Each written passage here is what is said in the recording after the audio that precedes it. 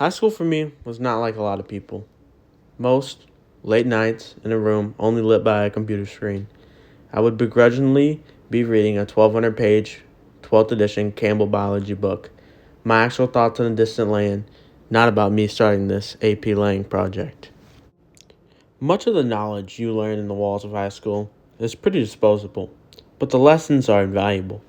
Tonight, I'll spend some time explaining my lessons and how I learned them. One of the most insightful experiences was giving a one-time access into Mark Lowrie's brain with the audio interview. It started like, I'm Austin Ellis. This is Mark Lowrie. AP Environmental Science teacher. Under duress. Approximate age. Old. AP Environmental Science was truly a special class. Easily the best class I've had so far in high school. It taught us so much in the classroom and about life outside the classroom. One of the best lessons I consecutively learned was how our decisions impact not only ourselves, but the people around us and the earth as a whole in the future. Decision you made in your early point of your life that you were happy you made?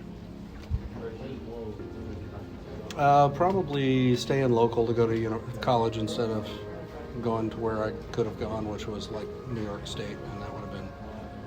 So you went to Texas A&M Galveston? Right? Yes, instead of going to Trinity University, which I got a full ride to. Much of my time in APES was spent with conversations between Aiden Edwards, Kinsey Keltz, and Emma Yates.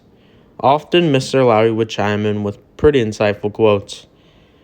A topic of our discussion often, due to our age disparity, was time and just how quick our lives were beginning to move and how much quicker they were going to move. I went back and touched on this question with Mr. Lowrie, and he gave a great answer. Has the pacing of your life taken you by surprise, specifically like having kids and you started your career so early? Somebody explained it to me really well. When you're like 5, a year is 1/5 of your life. When you're 40, it's 1/40th of your life. So it becomes a smaller and smaller percentage as you get older. So it seems like it goes so much faster. The kids in our APES class, being seniors, I often probe the question, what do you want to do in your life? There was many times I would ask Emma Yates, what are you going to major in? I'd ask Kinsey, so how do you expect to use your teaching degree? Towards the end of the year, we all started talking about what we want to do after we had a career. Yes, it's probably premature of us as high school graduates to sit here and talk about what we want to do at the age 55 or 65. But I think it was very unique to hear kids and their prospective purposes in life. Mr. Lowrie was one guy who was always steadfast in finding your purpose, especially detached from your career. I went and asked him this question in our interview. Are you hopeful for your future, especially past your career? Because I know you have around 3 more years of teaching here. I got about 5. And then I'm done, and I'm just going to enjoy it. I'm still going to be young enough to do all the things I want to do, and it's just, yeah, I love it. I'm looking forward to it. Next. Wrapping up my interview with Mr. Lowrie, I started talking about the idealistic high school life and having fun. Do you still care about a lot of the little things? Different little things. You start realizing that some of the little things you thought were big don't really matter in the grand scheme of things, and some of the things you didn't pay attention to that we would consider little things end up being much more meaningful.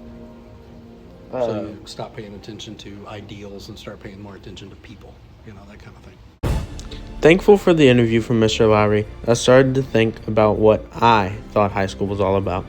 And the number one answer was balance. To quote Mr. Fesky, you gotta do the work. If you want to become successful, you must not cheat, you must do the work, and you always practice. Laziness is not gonna cut it in high school or in the real world. That being said, you have to be able to maintain fun. I've included pictures all throughout this slideshow of me and what I would call fun. The number one key is to always balance it. People often will have too much fun or work themselves into burnout. I've maintained strict regimens, whether it be our daily Friday or weekly Friday pesos, just meeting new people all throughout high school, and also involving myself in activities. as a vice president of FFA, number 2 in our grade, founding member of chess club, Leo's club volunteer. I've started to really learn what it means to help others and just kind of burn my time in a good way. Because the last thing you ever want to do is come to high school and look back on your 4 years and view them as a waste. So I urge you to help other people and spend your time wisely. That's going to conclude my speech for the night. Thank you.